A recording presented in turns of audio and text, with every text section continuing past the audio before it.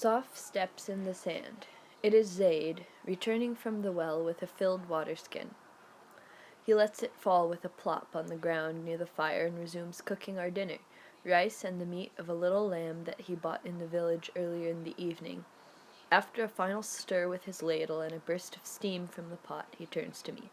"Wilt thou eat now, O my uncle?"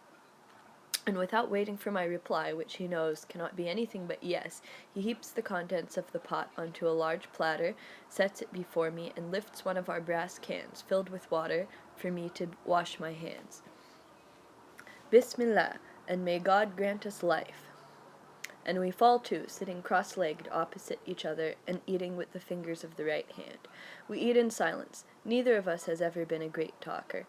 Besides, I have somehow been thrown into a mood of remembrance, thinking of the times that passed before I came to Arabia, before I even met Zayd, and so I cannot speak aloud, and speak only silently within myself and to myself, savoring the mood of my present through the many moods of my past. After our meal, as I lean against my saddle, my fingers playing with the sand, and gaze at the silent Arabian stars, I think how good it would be to have by my side someone whom I could speak of all that has happened to me in those distant years. But there is nobody with me except Zayd.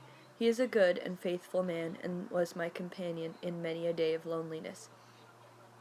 He is shrewd, delicate in perception, and well versed in the ways of man.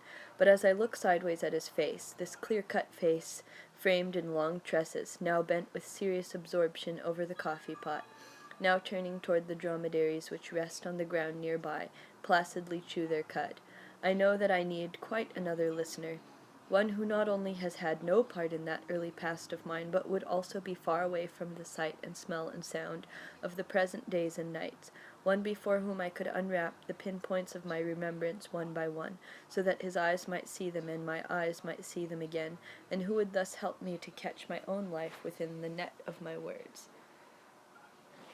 But there is nobody here but Zayd, and Zayd is the present.